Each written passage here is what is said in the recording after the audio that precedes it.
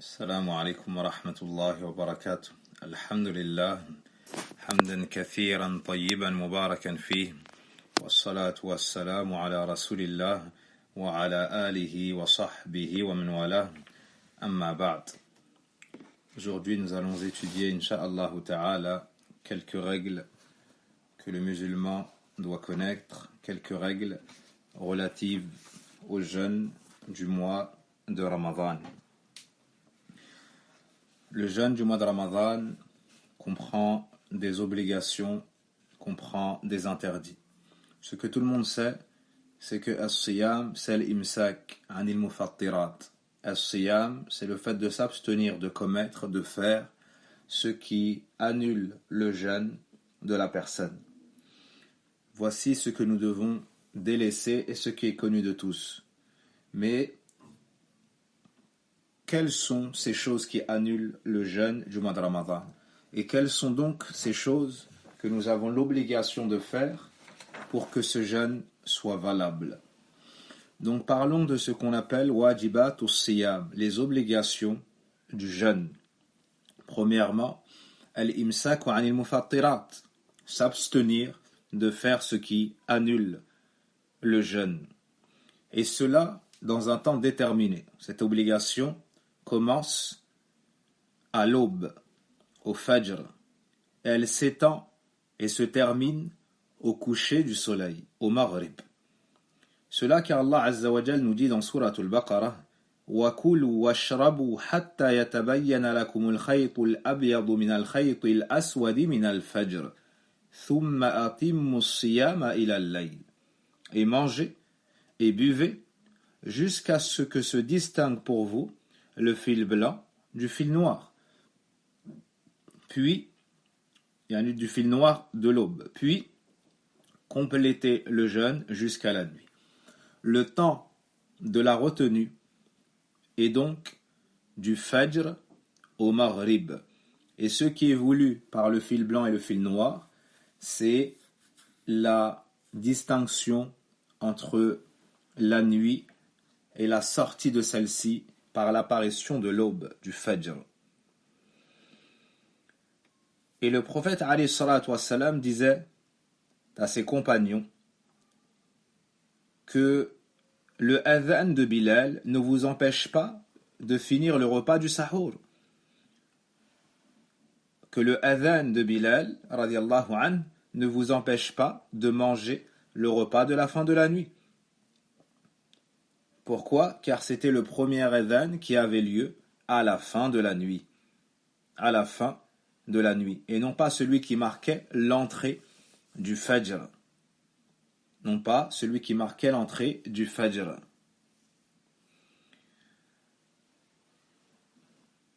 On a également le hadith de Omar ibn Khattab radiyallahu anhu, rapporté par l'imam al-Bukhari et l'imam Muslim, qui nous dit: le messager d'Allah sallallahu alayhi wa sallam a dit: إذا أقبل الليل من ها هنا وأدبر النهار من ها هنا وغربت الشمس أفطر صائم. Dès lors que la nuit arrive de ce côté-là, donc il se trouve à Médine, donc arrive du Mashriq, et le jour part de ce côté-là, donc du Maghrib, et que le soleil se couche, le jeûneur a rompu son jeûne, c'est-à-dire le temps pour couper le jeûne est arrivé, c'est le Maghrib. Donc, on doit prendre cela en considération. Nous n'avons pas la permission de rompre le jeûne sans excuse valable dans la religion d'Allah Azza wa Jal avant le Maghrib. Avant le Maghrib. Et celui qui serait tenté malgré tout de le faire, qu'il sache qu'il s'avancerait dans un péché gravissime. Dans un péché gravissime. Le deuxième point, parmi les obligations du jeûne, istishabun niyya ila ghurubi ash-shams, le fait de ne pas couper son intention. Le fait de ne pas couper son intention, et cela jusqu'au coucher du soleil. Donc la personne met une intention et l'obligation c'est de la mettre avant le fajr, au début du mois, tant qu'il ne lui arrive pas une chose qui l'amènera à cesser de jeûner, comme les menstrues, comme la maladie, à ce moment-là, il devrait remettre une intention en reprenant le jeûne. Sinon, une intention suffit au début du mois et c'est recommandé de la renouveler chaque nuit. Par contre, il y a une chose qui est obligatoire, c'est istishabu niyya. Istishabu niyya. Donc, que cette intention soit en continu, c'est-à-dire qu'elle n'est pas marquée par la rupture de l'intention. Le prophète alayhi salatu wassalam nous dit « Innamal a'malu bin niyyat » Les actions ne valent que par les intentions. La troisième obligation consiste à faire sortir ce qu'il y a dans la bouche qu'on aurait pu prendre par oubli. Il se peut que la personne, par oubli bien sûr, il se peut que la personne pieuse, par oubli, porte quelque chose à sa bouche, tente de manger, volontairement, mais par oubli. Dès qu'elle s'en souvient, quelle est son obligation? De faire sortir ce qu'il y a dans sa bouche, de recracher ce qu'il y a dans sa bouche. La quatrième obligation, c'est de s'éloigner du jeu avec son épouse s'il craint de tomber dans le péché. Celui qui craint de tomber dans le péché, il ne doit pas s'amuser avec son épouse. Dans le cas contraire, le prophète alayhi salatu wassalam approchait quelque peu ses épouses en état de jeûne. Il n'est pas interdit d'embrasser l'épouse. Il n'est pas interdit de serrer l'épouse contre soi, et ainsi de suite. Mais c'est valable pour celui qui connaît la maîtrise de sa personne. Celui qui se maîtrise, celui qui sait se retenir, se contenir. Donc, celui qui craint de tomber dans le haram, de par ce qu'il sait de lui-même ou de son épouse, doit s'abstenir de faire les causes qui pourraient susciter le dépassement, donc le désir, donc le dépassement des limites. Les textes nous enseignent un cinquième point, l'obligation du délaissement des mensonges, l'obligation du délaissement des mauvaises paroles et des mauvaises actions. En d'autres termes, des péchés. Et si certes cela est une obligation continuelle dans la vie du serviteur, elle l'est d'autant plus dans le mois de Ramadan, car la sagesse pour laquelle il nous a été légiféré n'est autre que atteindre la piété. Allah nous dit dans le verset du jeûne, Ya ayyuhalladhina amanu, kutiba alaykumus siyamu kama kutiba ala alladhina min qablikum la'allakum tattaqun. Donc vous qui avez cru, il vous a été prescrit le jeûne, comme il l'a été aux générations avant vous. Ainsi atteindrez-vous la piété. La piété, c'est faire ce qu'Allah t'a ordonné. La piété, c'est délaisser ce qu'Allah t'a interdit. Et si cela est une obligation dans tous les mois de l'année, à plus forte raison dans le mois de Ramadan. Abu Hurayrata radiyallahu anhu nous dit, le message d'Allah sallallahu alayhi wa sallam dit, Man lam yada' qawla az-zur wal 'amala bih wal jahl falaysa lillahi hajatun an yada'a ta'amahu wa sharabahu. Rawahu al-Bukhari. Celui qui ne délaisse pas les mauvaises paroles ou le mensonge et les péchés et la transgression, Allah n'a que faire de son délaissement, de sa nourriture et de sa boisson. Parmi nos obligations, le fait de reconnaître le caractère obligatoire de Ramadan, de se réjouir de cette adoration, de respecter cette adoration et de l'aimer, parce que c'est ce qu'Allah nous a légiféré pour qu'on l'adore. Et ce qu'Allah a légiféré, nous n'avons pas le droit d'avoir de l'aversion envers cette chose-là. Allah subhanahu wa ta'ala nous dit ذلك بأنهم كرهوا ما أنزل الله فأحبط أعمالهم. Ceci car ils ont eu de l'aversion envers ce qu'Allah a révélé. Nous avons donc annulé toutes leurs œuvres. Donc on doit aimer le jeûne de Ramadan. On doit considérer et immensifier cette noble adoration. après avoir parlé des obligations du jeûne, parlons maintenant des choses recommandées. Des choses recommandées. En effet, le croyant, une fois qu'il a rempli ses obligations, il recherche à se rapprocher davantage d'Allah Azza wa Jalla, à obtenir une place encore plus élevée auprès de son Seigneur Tabaraka wa Ta'ala. Il fait tout son possible pour suivre les pas du messager sallallahu alayhi wa sallam. Ainsi, il demande: que puis-je faire pour me rapprocher davantage d'Allah dans Ramadan? Dans Ramadan, il y a le mustahabbat. Il y a des choses recommandées, des choses auxquelles on nous a encouragés, sans pour autant nous les rendre obligatoires. Premièrement, as-sahur, le repas de la fin de la nuit. Le prophète alayhi salatu wassalam nous dit: tasahharu fa inna fi sahuri baraka. Prenez le repas de la fin de la nuit, car il contient une bénédiction.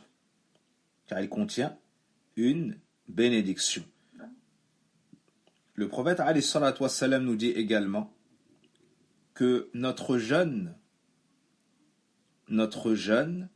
se distingue de celui des gens du livre par la prise du repas de la fin de la nuit, rapporté par l'imam Muslim, et le précédent est dans le Bukhari Muslim. La deuxième sunnah, c'est de manger des dattes dans ce repas. Car le prophète alayhi salatu wassalam a dit: Ni'ma sahurul mu'mini at-tamr. Quel bon repas pour la fin de la nuit, quel bon repas du croyant à la fin de la nuit que sont les dattes, rapporté par Abu Daoud. Une autre sunnah, la troisième, ta'khiru sahur, repousser le repas de la fin de la nuit, ne pas le prendre trop tôt. Car le prophète alayhi salatu wassalam nous dit, ou bien on nous enseigne que le prophète sallam, à la fin de son repas, il restait le temps de lire 50 versets avant le Fajr. Donc c'est proche. Une autre sunnah, ta'dilul fitr, s'empresser de rompre le jeûne. Donc on voit que le jeûne ne t'a pas été légiféré pour te punir, te châtier, pour que tu souffres et ressentes la faim. Non, c'est pour éduquer ton âme à se soumettre à Allah Azza wa Jal dans toute situation, à répondre à l'appel d'Allah et de son messager sallallahu alayhi wa sallam, à devenir pieux, à se laver de ses péchés, se repentir, demander pardon à Allah tabaraka wa ta'ala. Car, clairement ici, on nous dit de prendre le repas de la nuit le plus tard possible et de rompre le jeûne une fois le maghrib, le coucher du soleil avéré.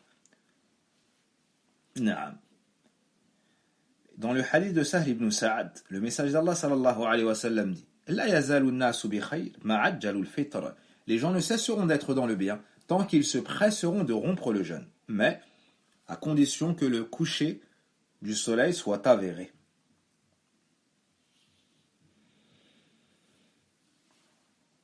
Ainsi la personne prend des forces pour mieux adorer Allah tabaraka wa ta'ala, pour reprendre une journée de jeûne, pour ne pas être lassé, pour prier la nuit, lire le Coran, faire du dhikr, et ainsi de suite.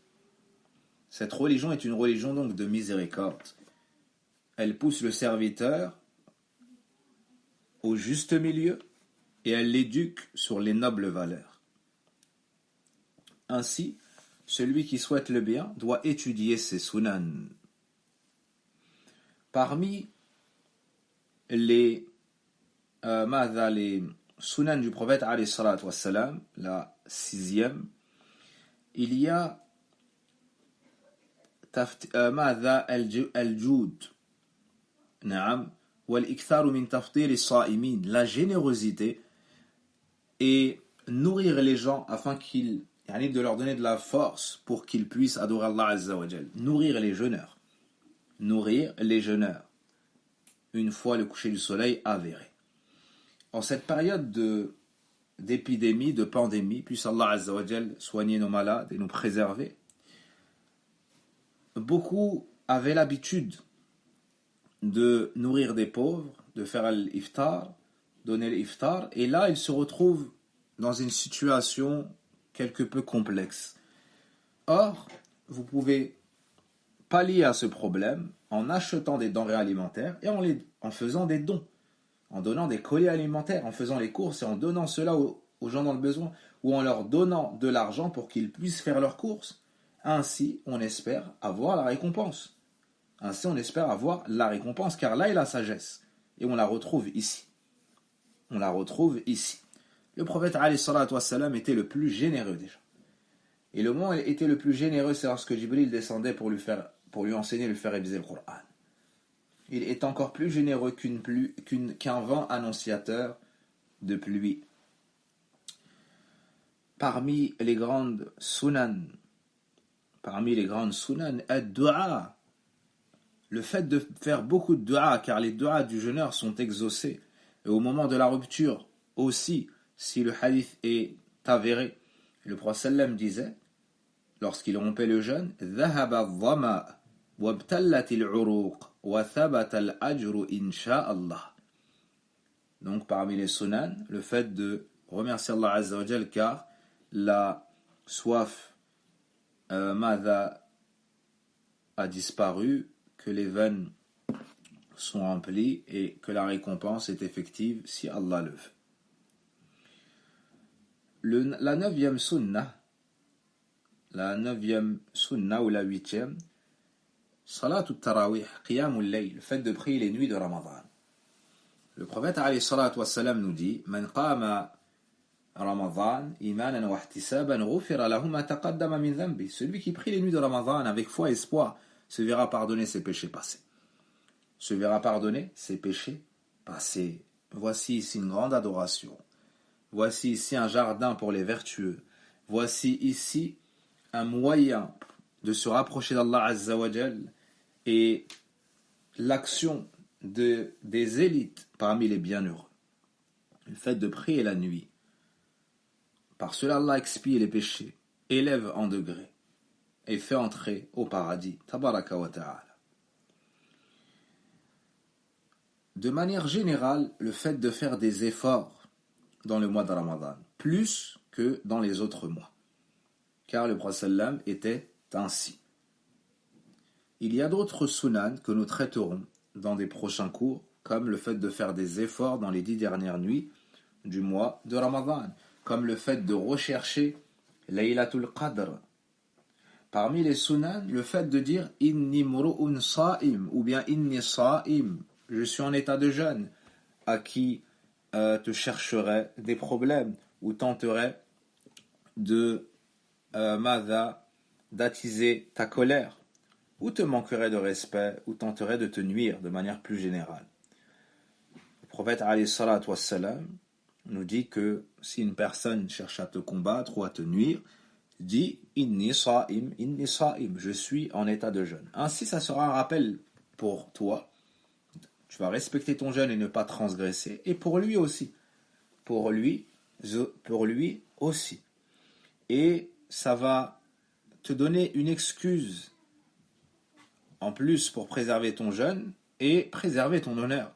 C'est comme si tu lui disais, rien ne m'empêche de faire comme tu fais, de transgresser ou d'insulter ou de mal me comporter ou de lever la main, si ce n'est par considération pour l'adoration, la noble adoration dans laquelle je me trouve. D'autres sunan, mais il y a eu entre nous et entre elles l'épidémie, وقدر الله وما شاء فعل والحمد لله على كل حال, c'est l'i'timar, le fait de faire la umrah, le fait de prier avec l'imam jusqu'à ce qu'il parte, et ainsi de suite. Mais une bonne nouvelle à ceux qui avaient l'habitude de faire la umrah pendant Ramadan, à ceux qui avaient l'intention de faire la umrah pendant Ramadan, sachez qu'Allah Azza wa Jal vous inscrit la récompense, car rien ne vous a empêché si ce n'est l'épidémie, la fermeture des frontières. Et le prophète sallam nous enseigne que celui qui a l'intention de faire une chose, puis a un empêchement, il a la récompense. Celui qui a une intention, puis ne le fait pas, a la récompense. Celui qui avait l'habitude de faire une chose, et qui a eu un empêchement, lui a la récompense complète. Donc on demande à Allah Azza wa Jal, bien que nous soyons chez nous, d'avoir pleinement la récompense de la Umrah, et de nous permettre d'accéder à sa maison sacrée pour pouvoir l'adorer et l'unifier. Wallahu al-musta'an. Pour finir sur ce sujet, il y a des idées reçues, il y a parmi les idées reçues des choses qui sont licites, mais considérées comme étant illicites parce que Ramadan. Parce que Ramadan. Or, il n'en est rien. Pour pouvoir affirmer qu'une chose est interdite en islam, il faut une preuve. Il faut une preuve. Et s'il n'y a pas de preuve, la base est la laïcité de cette chose-là. Parmi ces points qu'on peut se rappeler, le fait d'embrasser la femme pour celui qui se maîtrise, le fait d'avoir des rapports avec son épouse dans la nuit de Ramadan, dans les nuits de Ramadan, le fait de rentrer au temps du Fajr en état de janaba, c'est-à-dire qu'il a commercé de nuit et arrivé au Fajr, il ne s'est pas encore lavé. Ceci n'est pas interdit. Ceci n'est pas interdit, mais il aura l'obligation de se laver pour pouvoir prier. Il n'est pas interdit de se laver dans la journée, que ce soit pour se rafraîchir ou que ce soit pour se nettoyer, que ce soit pour se donner plus de vigueur. Tout cela est permis. Que ce soit en utilisant le savon ou non. La personne a aussi le droit de se brosser les dents, quand bien même elle voudrait utiliser du dentifrice. Même si on n'encourage pas à cela, ça reste permis tant qu'il n'avale pas. Il est permis, dans la journée de Ramadan, de se rincer la bouche. D'utiliser as-siwak. C'est une sunna de tout temps. Dans tous les mois. Le fait de se rincer le nez, d'introduire de l'eau et d'expirer, de faire sortir avec de l'air l'eau du nez, c'est permis sans exagérer. Car le prophète alayhi salatu wassalam a dit Baligh fil istinshaq illa an takuna sa'ima. Donc ça c'est une sunna dans l'oudr, le fait d'exagérer lors de la prise de l'eau pour faire entrer dans le nez, ainsi de suite. Sauf quand tu es en état de jeûne, a dit le prophète alayhi salatu wassalam. Il est permis dans la journée de Ramadan de se parfumer, de s'enduire, de mettre de la pommade, de mettre de la crème, de se pommader les cheveux, de mettre du gel et ainsi de suite. Tout cela est permis. Il est permis d'avaler sa simple salive. Quant au glaire, les savants ont divergé. Ainsi, il ne convient pas d'avaler les glaires, particulièrement ceux qui descendent de la tête ou ceux qui sont remontés de la poitrine à la bouche, et la personne réintroduirait cela dans sa gorge. Ceci n'est pas permis. À ce moment-là, il faut le cracher. Mais si ça passe derrière, donc sans passer par la bouche proche de la langue, ceci est excusé. Il est permis de goûter la nourriture en cas de besoin, mais la personne devra recracher. Pourquoi est-ce qu'elle goûterait la nourriture? Car il ne se pose cette question qu'un homme qui n'a pas de lien avec la cuisine. Mais sinon, tout le monde sait qu'il faut goûter la sauce pour savoir est-ce que c'est assez relevé, salé ou autre. Certains diront pimenté, et j'en passe. C'est donc permis, mais il faut recracher ensuite. Le fait de sentir une bonne odeur, c'est permis. Est-il permis d'aller chez le médecin? Est-il permis d'aller chez le dentiste? Tout cela est permis. D'enlever une dent, c'est permis. Et la grande question du moment, est-il permis de faire les tests Covid ou plutôt, est-ce que ça annule le jeûne de faire le test Covid ou le vaccin? Non, ça n'annule pas le jeûne. Et il y a la fatwa du Mufti à ce sujet. Les prises de sang sont également permis, particulièrement si c'est en petite quantité, comme c'est le cas la plupart du temps. Néanmoins, Ibn Baz rahimahullah nous dit, s'il le repousse à la nuit, alors ceci est meilleur. On peut également parler des piqûres qui ne sont pas nutritives. Beaucoup de savants disent que ça n'annule pas le jeûne. Mentionnons également le rasage de la tête, l'épilation, tout cela est permis et n'annule pas le jeûne. Exception faite exception faite de la barbe pour les hommes, il n'est pas permis de la raser. C'est haram, c'est un péché de se raser la barbe. Le prophète alayhi salatu wassalam nous a ordonné de laisser pousser nos barbes, mais de tailler nos moustaches. Il est permis de se limer les ongles, de se les couper, de se peigner les cheveux, et ainsi de suite. Certains pensent que dans la journée de Ramadan, il faut se négliger, ne pas s'habiller convenablement, ne pas s'embellir, ne pas se parfumer, et ainsi de suite. Paraître comme une personne dans le besoin, en détresse. Non, ceci ne nous est pas demandé. Ceci ne nous est pas demandé. Barakallahu fikum. Certaines femmes demandent, est-ce que nous pouvons prendre des médicaments pour retarder les menstrues, afin de pouvoir jeûner le mois entièrement et de faire plus d'adoration. Les savants ont dit que c'était permis si elles ne se causaient pas du tort. C'est donc permis, mais c'est une chose qu'Allah Azza wa Jal a décrété pour les filles de Hawa. Il faut donc accepter ce décret. Et un conseil à nos sœurs, hafidhahunallah. Allah Azza wa Jal a décidé, par sa science et sa sagesse, de décréter les menstrues. Ainsi, la femme a sa période de menstrues, et d'autres ont leur lochi. Et il se peut qu'elle s'attriste de ne pas pouvoir jeûner. Il se peut qu'elle s'attriste de ne pas pouvoir faire comme les autres. Or, c'est une chose qu'Allah lui a décrétée. Elle se doit d'agréer ce qu'Allah a choisi pour elle. Et Allah choisit, et il sait mieux. Et c'est lui qui nous a créés, c'est lui qui vous a façonné. Il sait ce qui est bon pour vous. Et si certes tu ne peux pas jeûner, car en étant disposé c'est interdit, combien d'autres portes de servitude et d'adoration Allah Azza wa Jal t'a laissé ouvertes.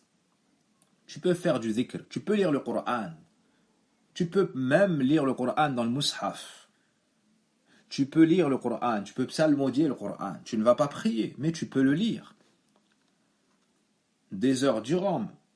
Tu peux faire du dhikr, tu peux dire Subhanallah walhamdulillah wa la ilaha illallah wallahu akbar.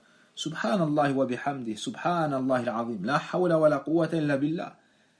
Et sache que bon nombre de palmiers te seront plantés au paradis suite à ces paroles. Les meilleures paroles sous lesquelles le soleil se lève, sur lesquelles le soleil se lève, les paroles les plus aimées chez Allah Azza wa Jal, Subhanallah, walhamdulillah, wa la ilaha illallah, wallahu akbar.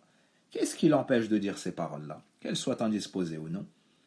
Le fait de faire du khayr, le fait de se repentir, de faire de l'istighfar, le fait de prendre soin de sa famille, le fait de nourrir des pauvres, de faire des sadaqat, le fait de préparer des plats et d'offrir cela.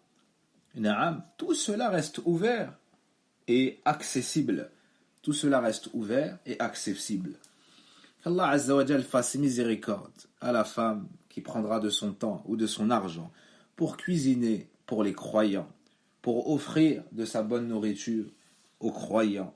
Puisse Allah Azza wa Jal récompenser toutes ces sœurs qui se fatiguent afin que les gens de leur foyer et parfois même les voisins et proches soient à l'abri de la faim une fois le soleil couché. Passons maintenant aux annulatifs du jeûne. Mubtilat siyam, ou appelé mufsidat siyam, ou encore al-mufattirat. Quelles sont les choses qui annulent le jeûne du jeûneur? Premièrement, al-akl wa shurb amdan, manger ou boire volontairement. Entre dans ce jugement les piqûres nutritives, ou ceux qu'on pourrait faire entrer par le nez.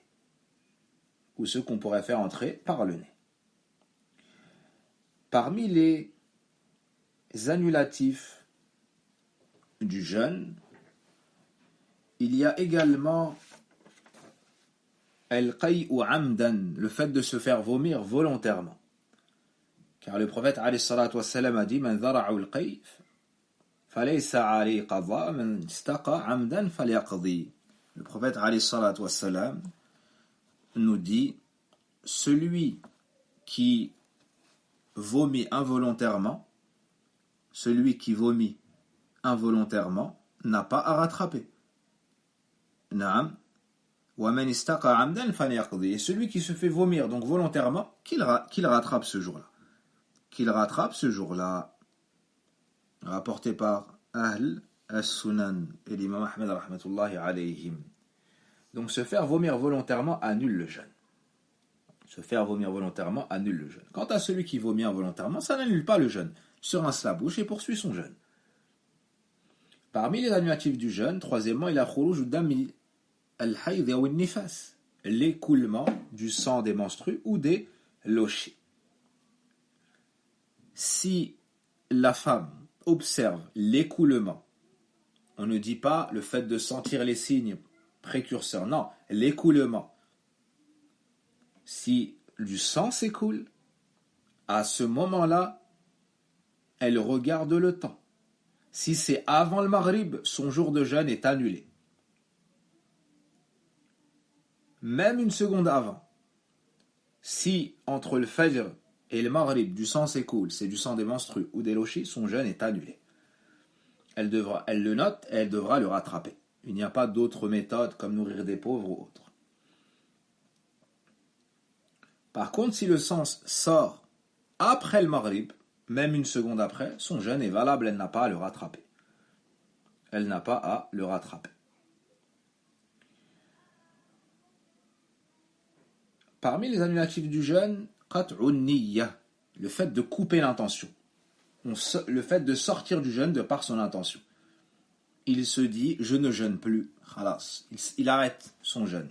Il coupe son intention. Le prophète sallallahu alayhi wa sallam nous dit, innamal a'malu binniyat, les actions ne valent que par les intentions.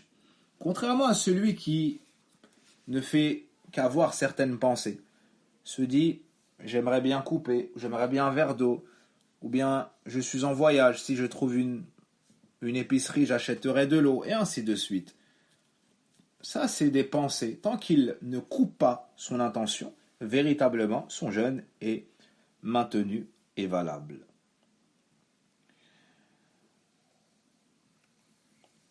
Certains savants mettent dans la liste des annulatifs du jeûne le fait d'avaler des glaires qui sont descendues soit du haut, soit sont remontées de la poitrine. Quant à ceux qui passent par le conduit arrière, donc ne passent pas par la bouche, n'arrivent pas à la langue, donc n'est pas avalé volontairement, ceci n'annule pas le jeûne. Il y a une grande divergence sur al-hijama, sur la saignée. Certains savants disent que ça annule le jeûne et d'autres non. Quoi qu'il en soit, le mieux est de ne pas pratiquer le hijama dans la journée de Ramadan. Le mieux est de ne pas pratiquer le hijama dans la journée de Ramadan. Parmi les annulatifs du jeûne, il y a istikhrajul mani, al-istimna. Il y a la masturbation jusqu'à faire sortir, jusqu'à éjaculation. Al-istimna, le fait de se masturber seul, c'est-à-dire ça n'est pas dans le couple, est interdit, que ce soit dans la journée de Ramadan ou que ce soit en dehors de Ramadan. Quant à cette pratique entre époux, elle n'est pas interdite.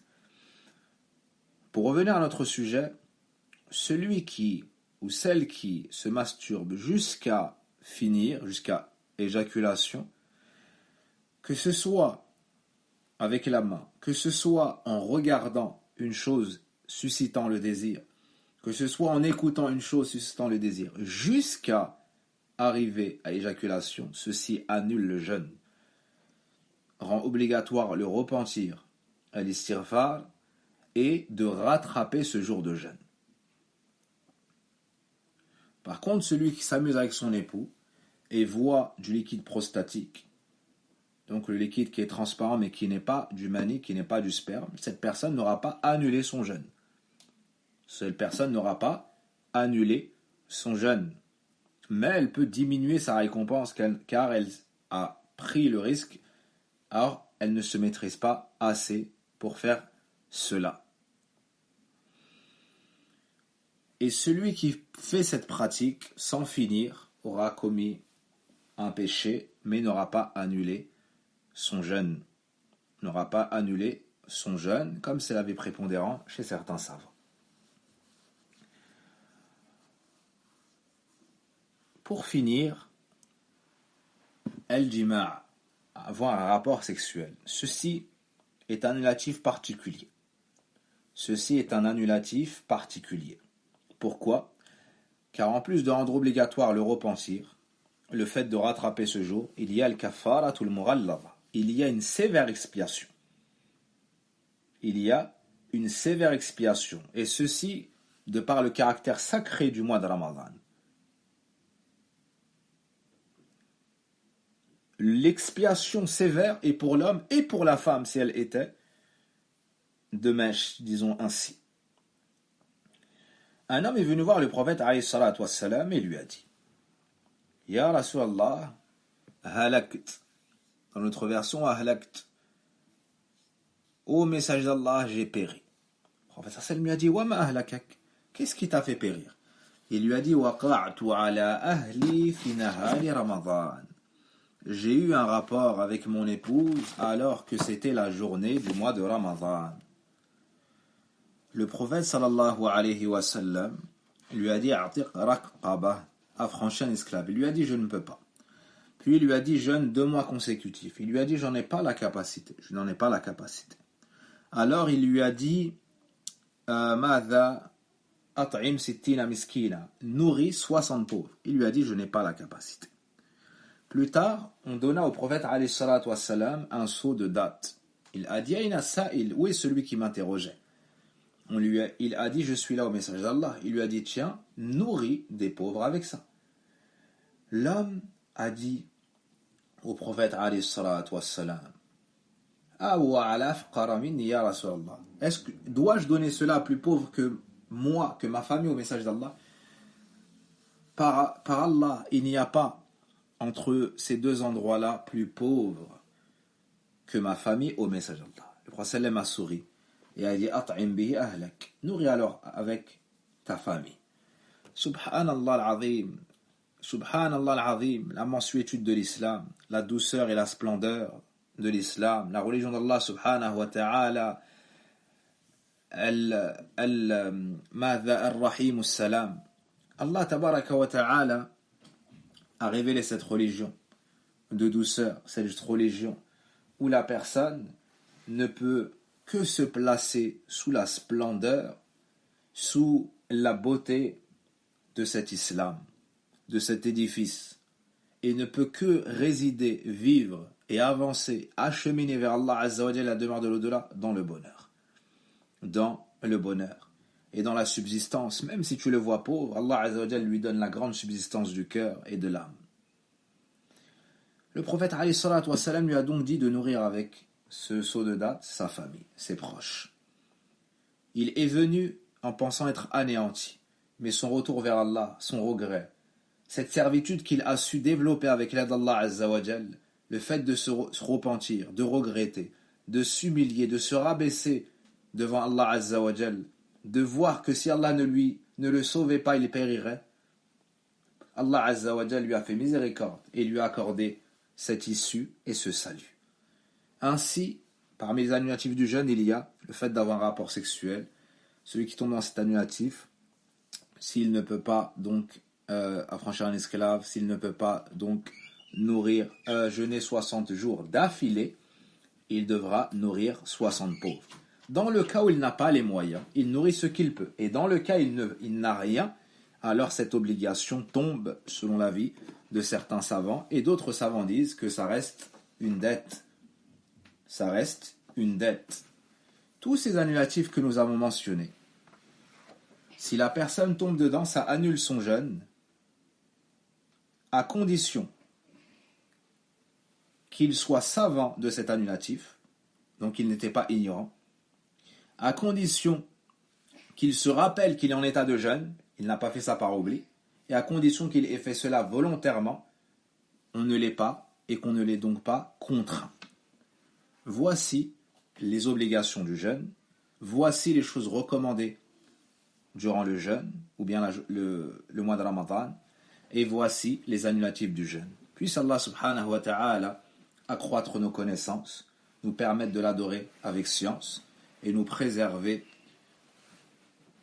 dans le mois de Ramadan et en dehors du mois de Ramadan de toute sentence. Subhanakallahumma wa bihamdik. Ashhadu an la ilaha illa ant. Astaghfiruka wa atubu ilayk. Wa sallallahu wa barik ala nabiyyina Muhammadin wa ala alihi wa sahbihi ajma'in. ربنا آتنا في الدنيا حسنة وفي الآخرة حسنة وقنا عذاب النار. اللهم تقبل منا صيامنا وقيامنا وصدقاتنا. اللهم ارحمنا وارحم موتانا وموتى المسلمين. اللهم اشف مرضانا مرضى المسلمين. Une sœur est éprouvée car son père est hospitalisé dans un état gravissime, d'autres leur mère, d'autres leurs proches. Pour tout cela, nous invoquons Allah subhanahu wa ta'ala afin qu'il accorde le meilleur à leurs malades. Wassalamu alaikum wa rahmatullahi wa barakatuh.